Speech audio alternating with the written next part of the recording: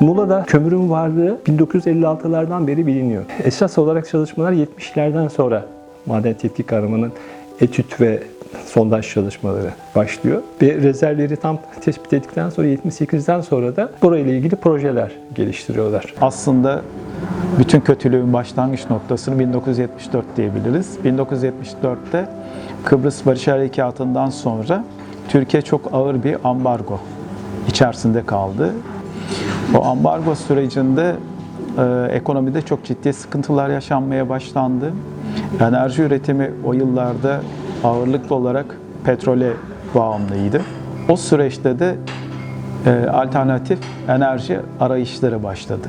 Önce Yatağan termik santralı kuruldu Polonyalılar tarafından. Burada santral denince akla gelmesi gereken köy Şahinler'dir.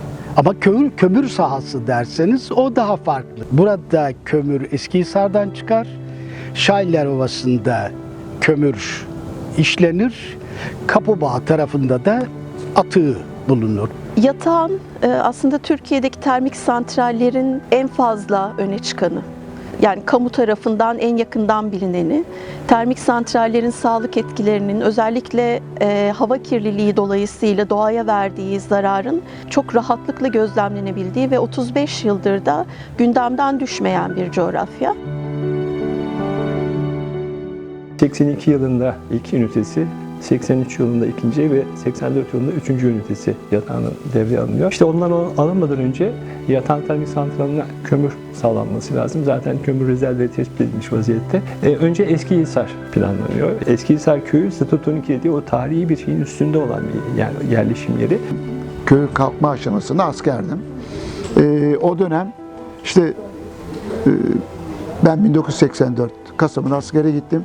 İşte Şubat gibi, yani Şubat ortalarında beni bir mektup geldi asker arkadaşımdan. Buraya gelmiş, hava değişimi dolayısıyla buraya gelmiş.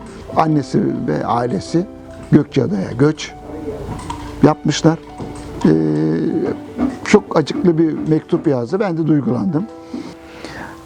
Mezarlıkların da taşınması istendi. Fakat köylüler mezarları nereye taşıyacaklarını bilemiyorlardı. Ormandan bir yer gösterilmesini istediler. Fakat süreç uzadı. Ama Türkiye Kömür İşletmesi'nin o kadar sabrı yoktu. Bir sabaha karşı bir anda dozerler köyün mezarlığında kazıdılar, attılar. Köylüler haber aldı. Bunun üzerine herkes mezarlığa koştu. Baktılar kemikler ortalığa saçılmış, darmadağın olmuş. İşte köpeklerin ağzında kemikler var. Böylesine ilginç bir görüntüyle karşılaştılar ve köylüler şok oldular. Ben bu olaydan kısa bir süre sonra oraya röportaj yapmaya gittiğimde bana bunu anlattılar. Ondan sonra da oradaki bakkal dükkanında örneğin bir çuvalın içerisinde bana dedesinin kemiklerini gösterdi insanlar. Bir başka evde, kapıda, şurada, burada toplayabildikleri kemikleri toplamışlar, evlerinde saklıyorlardı. Kendilerine yeni mezarlık alanı gösterilene kadar. Şimdi burada bazı arkadaşlar bir hafta aldığı mezarla evinin içinde beraber kaldılar. Mezarlık yok, onu gömecek yer yok. Çöktü geldi. Kömür işletmesi vatandaşı sıkıştırıyor. Çabuk boşaltın diyor.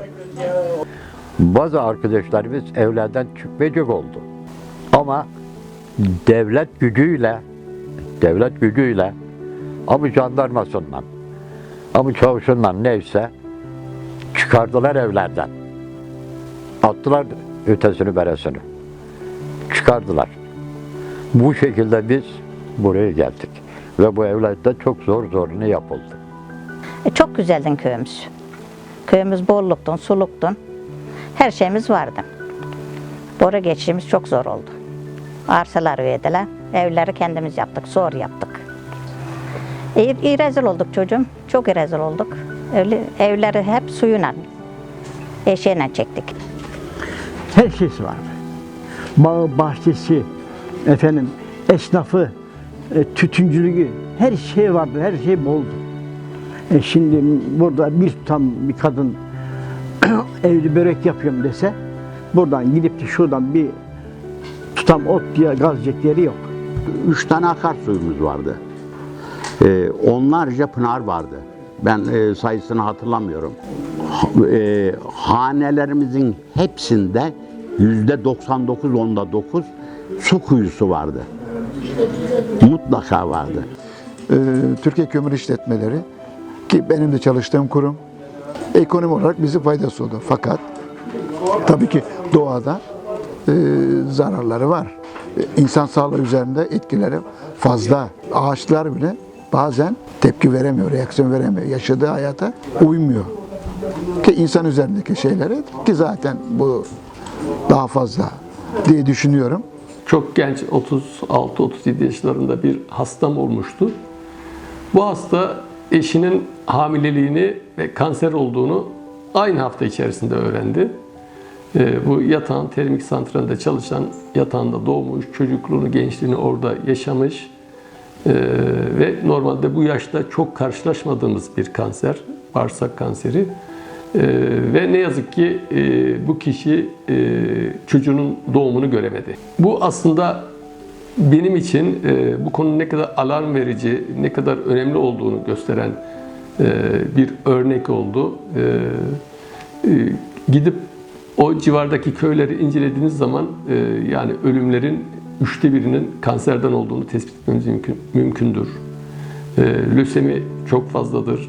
Akciğer kanseri çok fazladır. Yine kanser dışında çevre kirliliğinin neden olduğu koah, astım, bronşit gibi solunum sistemi hastalıkları sıklığı çok yüksektir. Aynı şekilde diğer bir uçtan Milas Sekköy'de de böyle bir çalışma var. Milas Sekköy'ü de tabii Sekköy'ünü yok etmeye başladıklarında köyleri Gökçeada öneriliyor. Değişik yerler öneriliyor. Köylüler büyük çoğunluğu kabul ediyor. Etmeyenler de sağa sola yakın yerlere dağılarak köyü boşaltıyorlar. 2 saf Gökçeada'ya gittiler buradan. Benim kocam yoktu, yazılamadım. Anladın mı? Hiçbir şeyden yararlanmadım. Hükümet bizden yararlandı. Ben hükümetten yararlanamadım. Tabii millet diğer çevre köyler gibi direnmeye çalıştı ama sonuçta devlettir. Kimse artık, o zaman da tabii millet bu kadar açık değildi belki ama dirense ne yapacaksın? Şimdi dirense ne kadar direneceksin? Yani sonuçta diyor mesela bu kömür havzası burada, yani bu çıkarılacak buradan ve enerjide kullanılacak. Öyle karşımda yerdeydi benim evim. Balamırtlarım vardı, uğdan, armutlarım vardı, inarlarım vardı. Her şeylerin üstüne çamlar vardı. Bunca çamlar tahtası olur. Oradan sonra ben kadının üstüne geçip durum. Niye benim değil olsun? Hükümet bunu kendi kazanmamış diye bana 2,5 lira verdiler. İle 10 lira verdiler de bu köyde dölüme ilke. Bana 2,5 lira verdiler. Ben de o kadına baktım ya. Böyle işte dünyanın işi. Kimi yağından yiyemiyor, kimi tuzundan yiyemiyor yar. Ölümlerimiz oluyor, kalımlarımız, sağlığımız, hastalığımız oluyor. Tam anlamıyla biz bu insanlarla görüşemiyoruz. Mesela şimdi Çanakkale mesela bir kısmımız Çanakkale. Mesela benim hanımın ablası da var orada. Bir insanın şimdi başına bir iş gelse oraya gitme şansımız yok. Biz burada bir şey olursa buna şansımız yok. Hasta olursa bunlarla görüşemiyorsunuz. Ya sonuçta bir toplum olan bir yer parçalanmış oldu yani. Yeniköy Termik Santralı'nda o tam 80 sonrası dönem, 12 Eylül sonrası ısı yönetimlerinin olduğu, olağanüstü halin devam ettiği bir dönem. Yeniköy'e köyler itiraz ediyorlar. Vermek istemiyorlar. Kömürün işlememesi için, hani kömür kazımı yapılmaması için, arazilerin verilmemesi için, hani istimlak edilmemesi için çok diretildi. Fakat buraya Askeri Konsey'in 27. madde diye bir maddeyle, genelgeyle geldiler. Hiç kimse müdahale etmesin dediler. 27. madde. Acilen diyoruz. Ankara'dan geldiler. Hatta o günün İstimlak Komisyon Başkanı Nuri Bey diye biriydi. Sakın ola ki dedi, karşı gelmeyin. Burada 80 yaşında adamlar tokaladılar. Karşı gelen asker. Millet korktu. Şurada istimlak olan yerler var, şu tepenin yanında. Dipçikten adamları rezil ettiler asker. Mecbur kaldı. Tarlaya sokmadılar. Yeniköy Termik Santrali Milas'la Gökova Körfezi Ören arasında bir bölgede 5 ünitelik olarak planlanmıştı. Ve hatta buradaki soğutma suyu kullanmak üzere Yeniköy Termik Santrali'ne su temini için Milas'ın Beşparmak Dağları'nın beri tarafında Geyik Barajı yapıldı. Fakat daha sonra Yeniköy Termik Santrali 5 ünitelik olarak planlanmasına karşın yapımcı firma Enka, herkes bunu burada biliyor.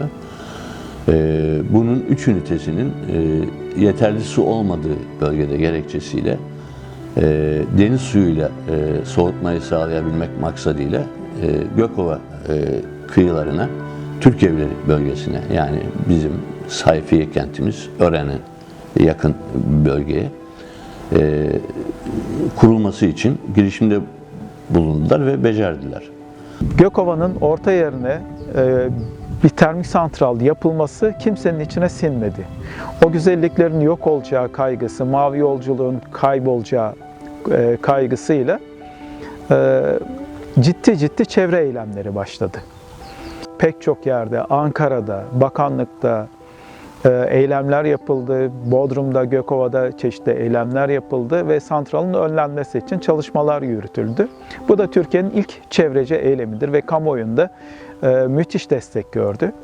Yatağan Termik Santralı 16.500 ton kömür tüketiyor günde. Yeniköy Termik Santralı 13.500 ton. Kemerköy ise işte 18.000 ton. Daha düşük kaliteli, o yüzden biraz daha fazla tüketiyor. Toplam 48.000 tonu bir günde, tüm üniteleri çalışırsa bir günde 48.000 ton kömürü tüketiyor. İşte bir ayda 1 ton kömür tükettiğini düşünün. Kış boyunca diyelim ki 3 ton kömür yaksa ısınma amaçlı bir ev.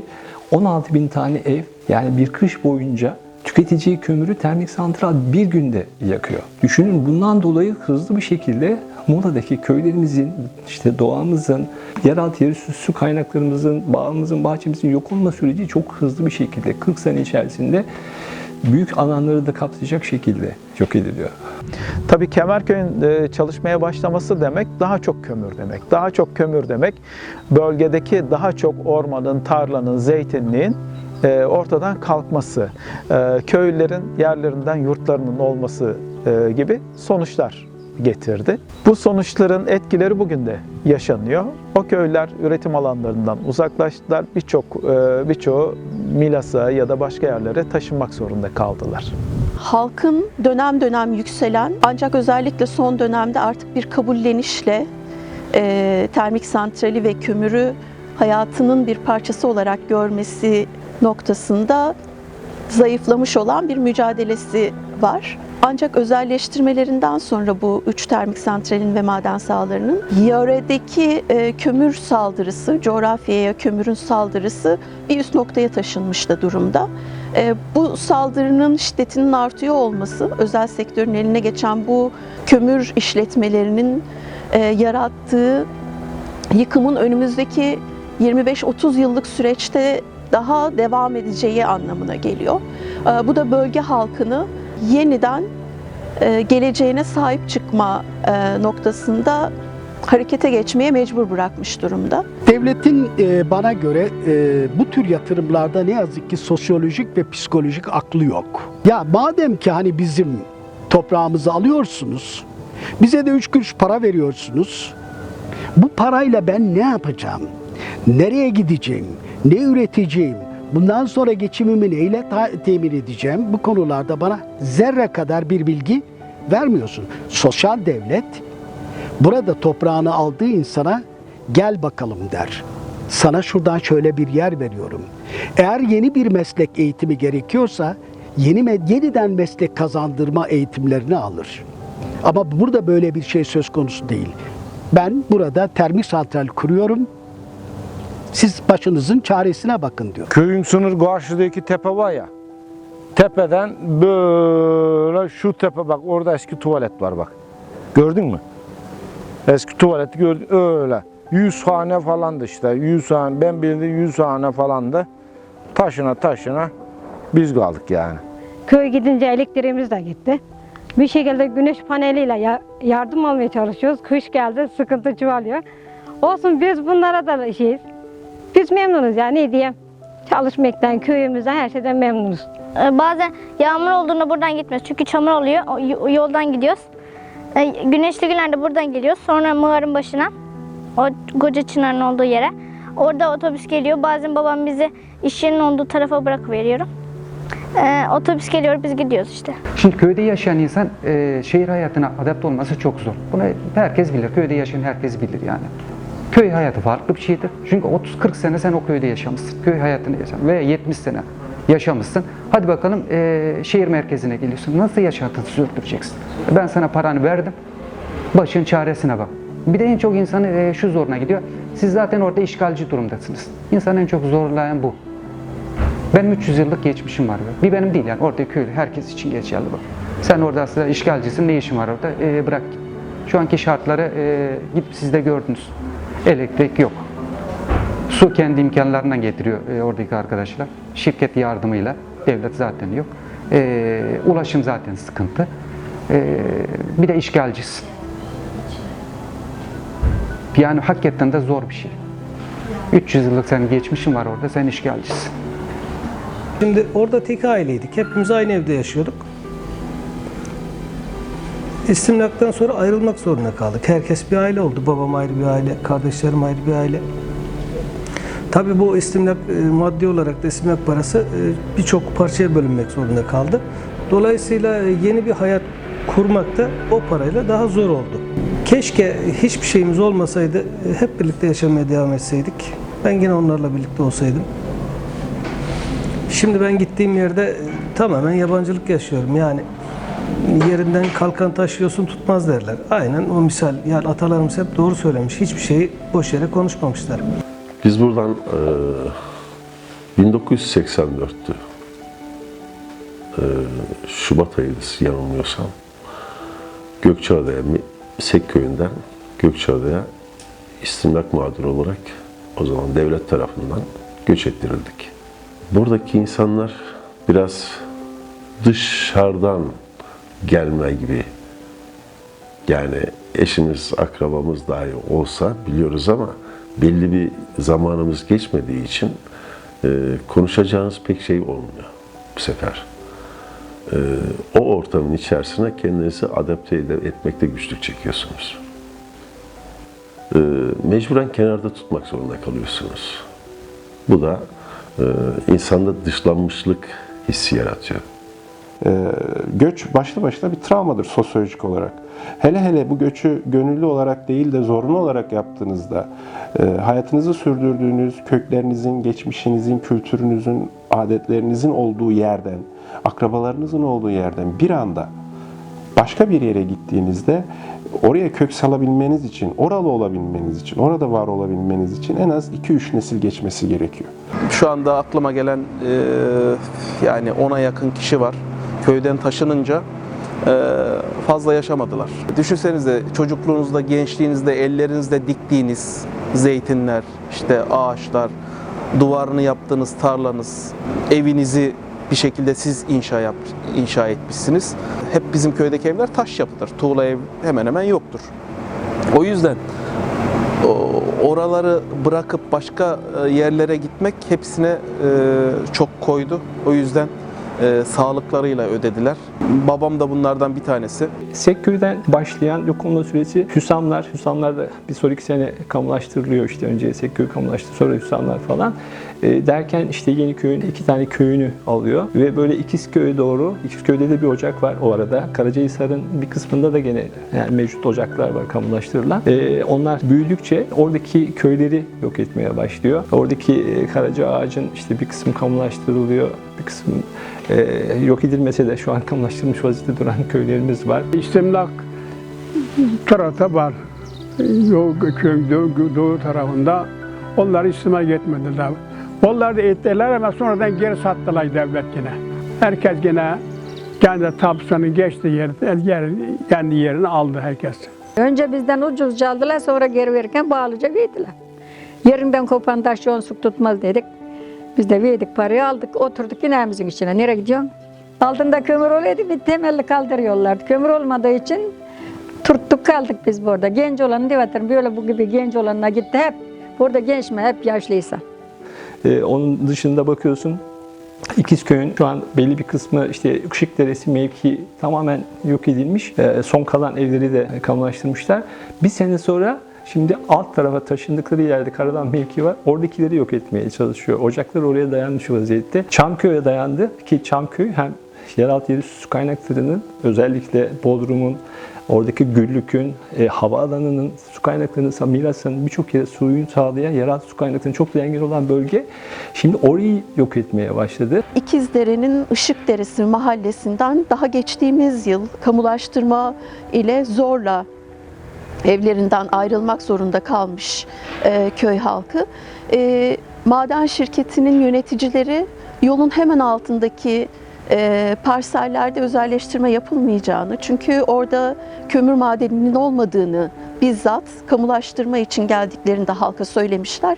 Hatta işte toplantı için köy meydanında toplandıklarında masanın üzerine haritalar açılmış ve köylülere bundan sonrasına yolun alt kısmına geçebilirsiniz diye bizatihi maden işletme müdürü yer göstermiş. İnsanlar da bu sözlere güvenip işte krediyle borçlanarak İkizköy'ün diğer mahallesi olan Karadam'ın hemen altındaki ova mevkiinde kendilerine birer dönümlük ya da yarımşar dönümlük küçük araziler almışlar. Buraya prefabrik evler yapmışlar. Hala bu evlerin borçlarını öderlerken 2019 yılının Haziran ayında Termik Santral şirketi noterden çektiği bir ihtarnameyle bu arazilerin de kömür maden ruhsatı içerisinde olduğunu, köylüden satın almak istediklerini, eğer kendi rızalarıyla bu satışa onay vermezse köylü, kamulaştırma yoluna gidileceğini böyle tehditkar bir dille noter yazısıyla köylüye bildirmiş. Bir yıl oldu buraya geleli. Buraya geldik, burayı da istimlak edeceğiz diye geldiler başımıza. Vere bize toplantı yaptılar, Sonunda imza çaktırdılar. Bir şey olmayacak malınıza, canınıza diye. Bizim büyüklerimiz imzaya var oldu, biz de imzaladık. Böyle perişan olacağımızı bilsek imzalamazdık. Büyüklerimiz gitmedi. Ben bir dul kadın ne bilirim kardeşim. Büyüklerimiz aldı kendine gitti. Ben yine imza atmacı oldum. Bize mecbur imza attırdılar burada. Şu evin hanesi beyi var da bak evinde bakıyor. Ona bile 900 geldi muhtarımıza yana attırın diye. Evet, zorluğuna attırdı hepsini. Ben yalan konuşmam. Ta bir sene anca oldu. Bir sene o anca oldu. Oturmadan güz ayında, Ekim ayı mıydı bilmiyorum, elime kayıt geldi, dayandı. Konuyor kayıtla. Yalnız ben 80 yaşına varmış, dayanmışım. Ben bu yaştan sonra nereye giderim? Karadam'a gelen, kusura bakma, hakim miydin, kaymakam mıydın? Ona dedim, oğlum ben bu yaştan sonra nereye giderim? Üstüme toprak mı kalkacak, taş mı kalkacak? Benim bu evden ölüm gider dedim. Maden yüzünden ya da termik santral yüzünden boşaltılan köylere gittiğinizde ya da bu köylerden uzaklaştırılan, zorla göç etmeye zorlanan köylülerle görüştüğünüzde hep tekrarlanan bir motif var. Nasıl kamulaştırma sürecinde haklarıyla ilgili az bilgi verildiği, bunun özellikle kaymakamlar gibi, muhtarlar gibi aslında yurttaşın temsilcisi olması gereken kamu görevlileri tarafından nasıl bilinçli bir şekilde bu bilgilerin saklandığı, nasıl kamulaştırmaya izin vermek istemeyen köylülerin bir punduna getirilip kandırılarak o kamulaştırma belgelerinin imzalatıldığına dair öyküler hemen hemen hangi köye giderseniz gidin karşınıza çıkacak öyküler. 95 milyara ev yaptıralım dedik. Yetmedi, kredi çektik. Çocuk okutuyorum. Oğlan çocuğu okuyor, kız da okuyor. Bir oğlum bir kızım var, okuyorlar ikisi de. Kredi ödüyoruz. Zar geçinip gidiyoruz ama çok zor. Hayat şartları zor. Zeytinimiz, elmamız, üzümümüz her şey kaldı orada yani. Soluğumuzu getirdik. Bu arada dikelim dişik. Burada kalkıyor diyor. 5 tane zeytin, 2 tane asma, 2 tane incir dikemişsin. Burada kalkıyor. Gelirken burada bir şey dikemiyorsun. Öyle bekliyoruz yani. Olmaz mı canım? Oraya yarın git deseler, yarın gider. Hani gece yattığım yerde gidip de evimi temizliyorum. Böyle rüya görüyorum. Evet. Evimi süpürüyorum. Komşularımı görüyorum. Kıyımda. Geldin mi? Geldim dedim ben birinde. Komşum var, eski muhtardı. 60 tane, 100 tane hane vardı. Hanelerin hepsi alındı. Herkes birer birer dağıldılar. Herkes kuş gibi uçtu gitti yuvasından. O değilmiş gibi kalktılar gittiler işte. Her şeyimizi aldılar. Ne diyecek bir şey bulamıyorum işte. Ama bak görüyorsunuz, görün halimizi, bakın halimize. Görün ki sizin de vicdanlarınız sızlasın. Görün ki sizin de ciğeriniz yansın. Bizim yanıyorum, siz bizi kurtarın. Başka bir şey istemek istemiyorum sizden. Bu yerlerimize bak, görün bak. Bu evlerde doğdum, benim çocuklarım bu yerde büyüdü. Benim burada doğdum, büyüdüm ben. İşte dedim ya, çok koyuyor.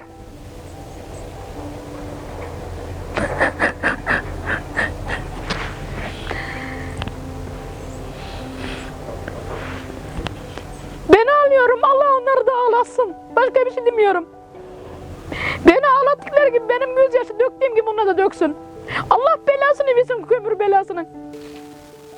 Bu konuyu hiç konuşmuyorum annemlerle.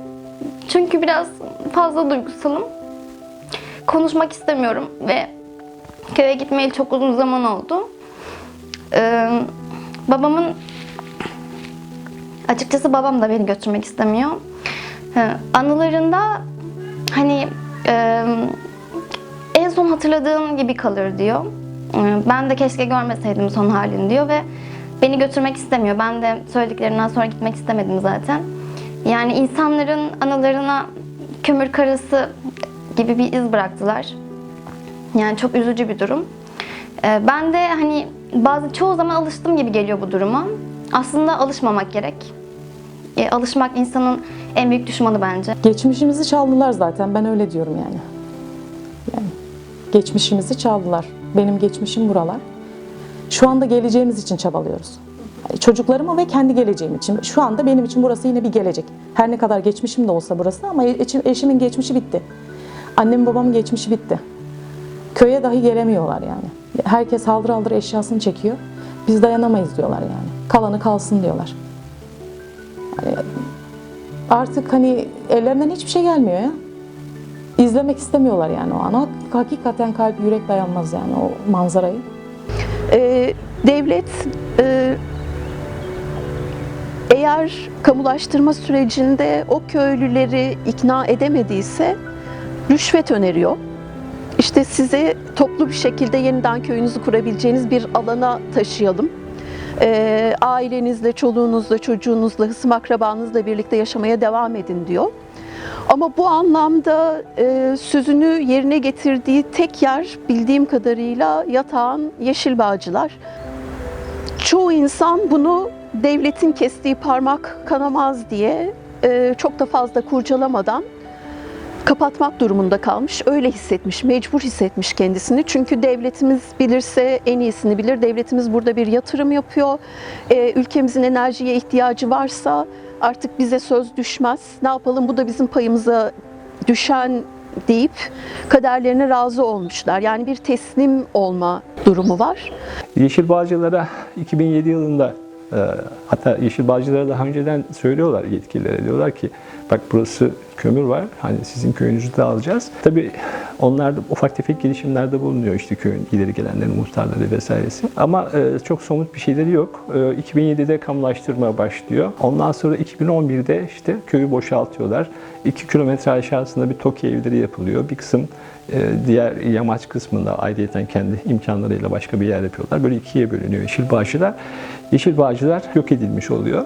Ama onunla da sınırlı değil. Şimdi sonradan çıkan şeylere göre şu an taşındıkları yerin altında da kömür var. Orada yok edilme gündeminde. Türkiye Kömür İşletmeleri 86 yılında Yeşilbağcıları tebliğ ettiğinde o zamanın yönetimi bir çalışma yapmış. Yerleşim için. En uygun bura bulunmuş.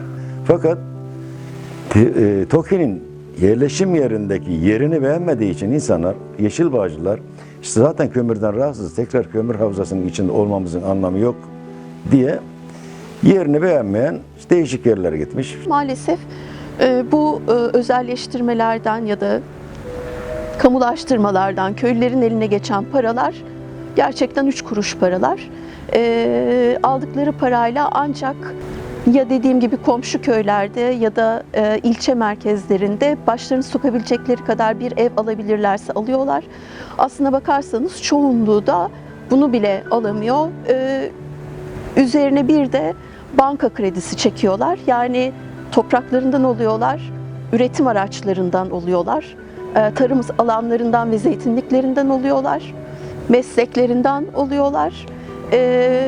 Bir de üstüne borçlanıyorlar. Sadece ve sadece barınma ihtiyaçlarını karşılayabilmek için. TKİ Türkiye Kömür İşletmeleri geldi.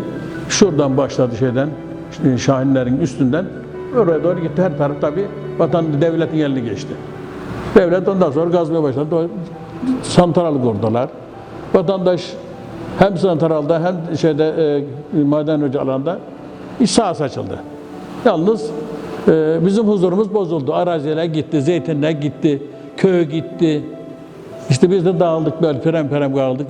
Bir yarısı köyün altına bir Turgut tarafından TOKİ yapıldı. Burasının dağ dibi derler buraya. Bir yarısımız buraya geldik. Bir kısmı yatağını gitti. Büyük çoğunluğu, belki yatağın 150 hanı vardı. Muğla'ya giden oldu, Çin'e giden oldu, Aydın'a gidenler oldu. Böyle dağıldık işte. Köyümüz istimlak oldu. Herkes evinin parasını, değerini alamadı. Burada ev yaptırdık. Borçlandık. Bankadan kredi çektik. O paraları ödemek zorunda kaldık. Başımızı sokacak zor zar bir ev yaptık. Emme ve lakin duvarı yok. Çevre bakımı yok. Sadece evimiz var. Devletin vermiş olduğu istimlak 3 kuruş, bizim yaptığımız 6 kuruş. Çok büyük oranda kömür tüketildiği için yetmiyor mevcut kaynaklar ve şu anda Turgut'a da yatmış vaziyette. Turgut'un 93 parselinin bir kısmını hatta yemiş vaziyette. Bunlar tamamen zeytinlik alanlar.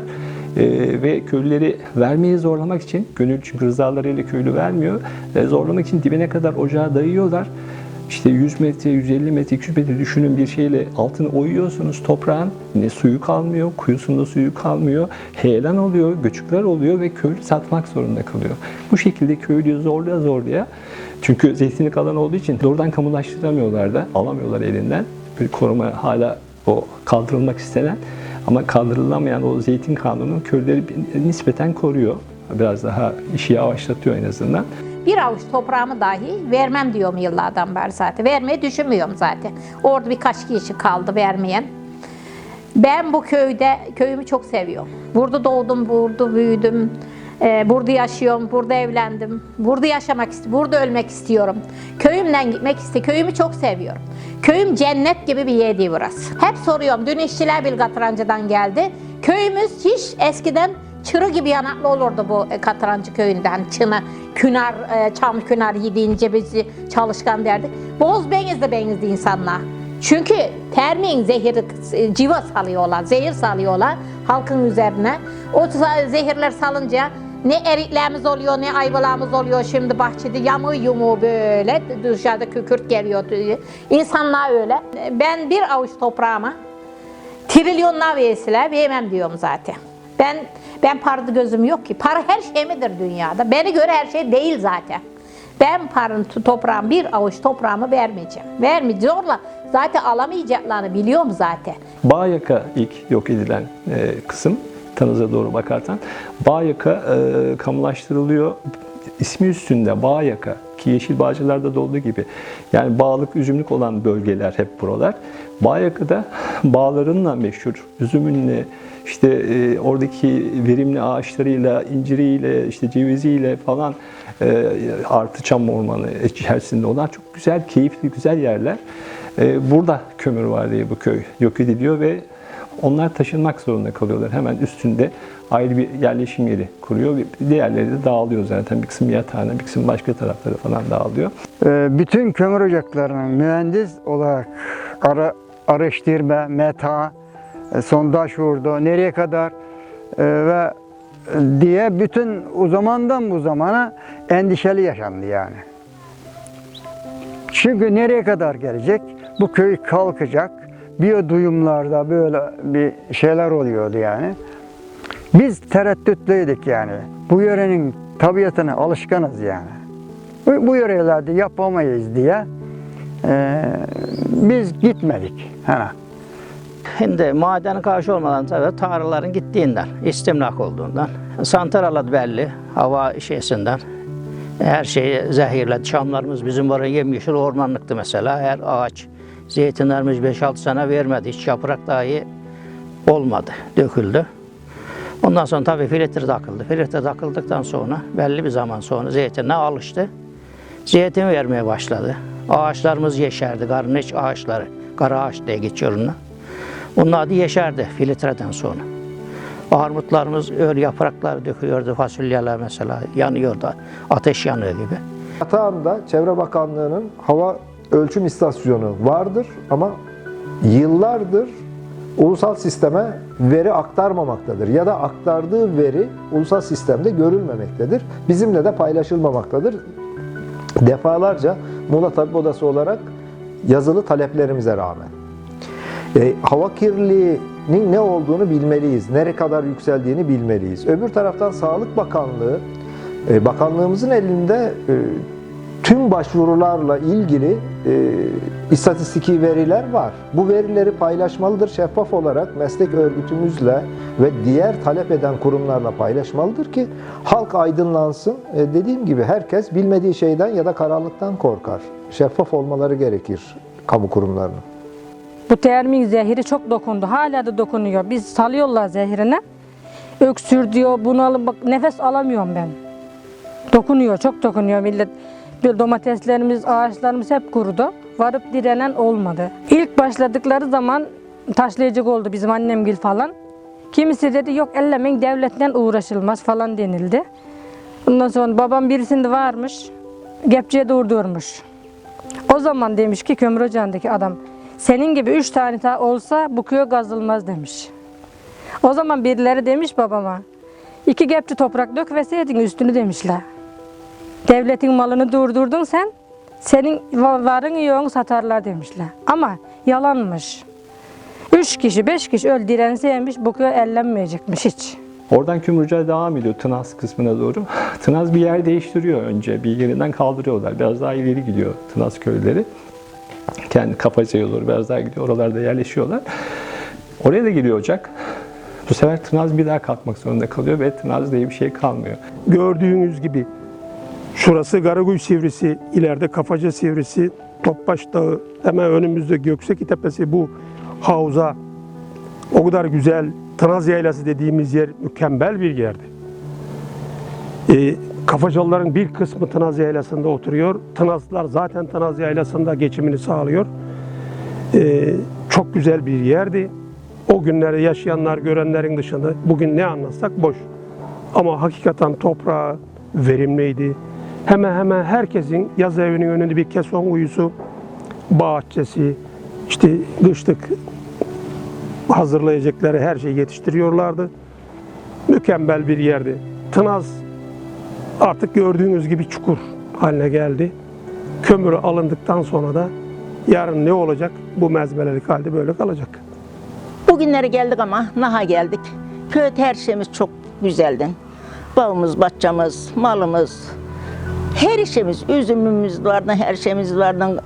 Avulda dolası kovanlarımız vardı, bal kovanları. Ele vardı. Ondan sonra köy kalkıyor dediler. Gece, akşam eve girdik, sabahlan geldiydik. Bizim zeytinler, bayırlar hükümetten para almış diye sökmüşler gitmişler. Gölgesine oturmadık asla.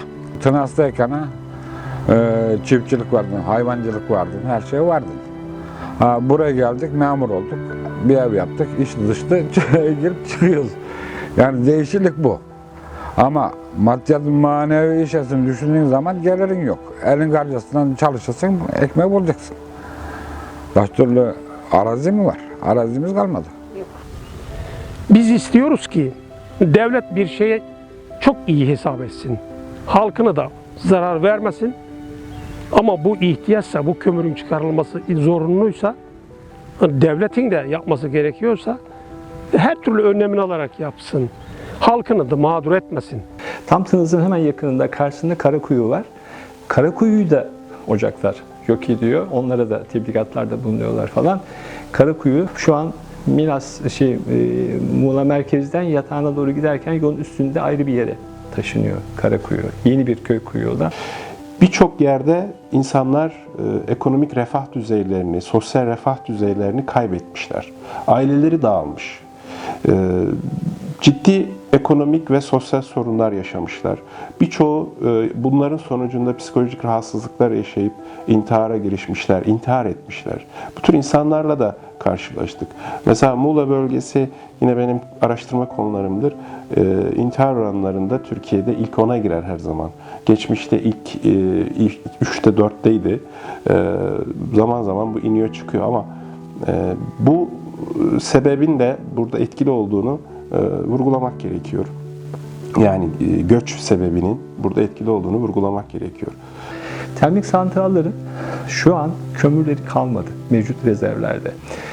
Yeni rezervler bulmak zorundalar ve 2014 yılında da bunları özelleştirdikleri için firmaların ayakta kalması için kömür temin etmesi lazım. Ama şimdi burada bir püf noktası daha var.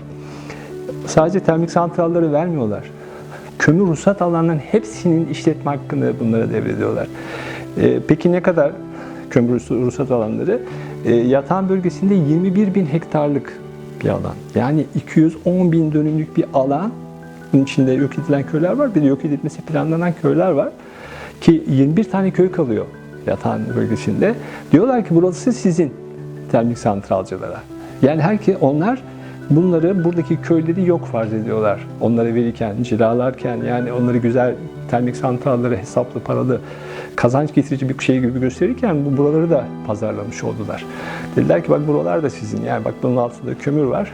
Üstünü de işte feldespatta bilmem ne de başka maden, bunları da değerlendirilebilir. Alttaki kömürleri de size tahsis ederiz. Aslında termik santraller ve bağlantılı maden ocakları sorununun tarihini bir hukuksuzluk tarihi olarak ifade etmek doğru olur.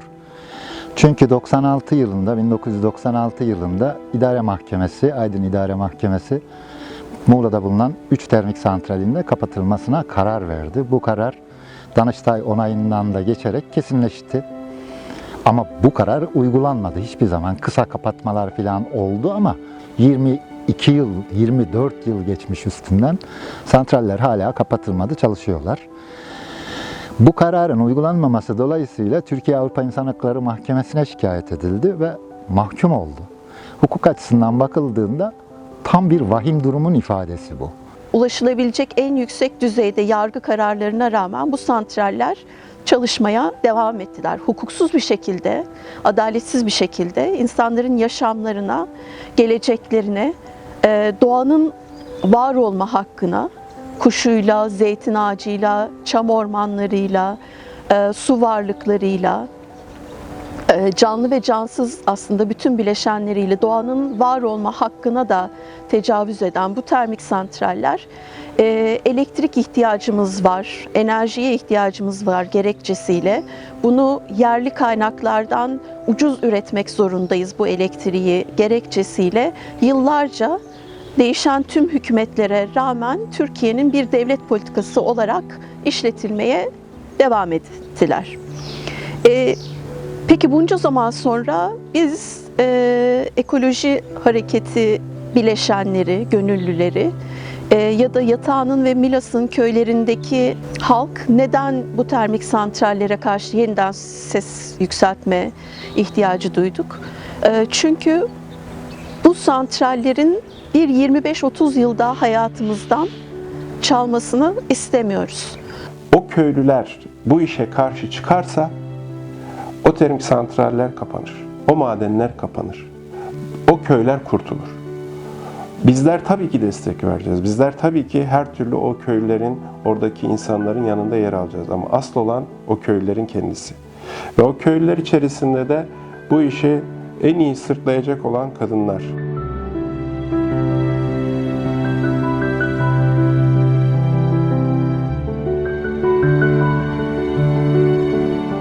Yani Muğla'nın toplam 48 köyü, hani 8'ini yok edildi falan, 40 köyü yok edilme süreci içerisinde kaderini bekler vaziyette. Eğer bizler, Muğla'lılar karşı çıkmazsak, yerel yönetimlerle birlikte çevre örgütleri, sivil toplum örgütleri, sendikalar, yani buradaki yaşayan halk, köylüler hep birlikte eğer şehirlerimize, köylerimize, topraklarımıza sahip çıkmazsak bunları tutma şansımız yok. Yani bu şirketler ayakta kalabilmek, kar edebilmek için Muğla'mızı yok etmeye devam edecekler.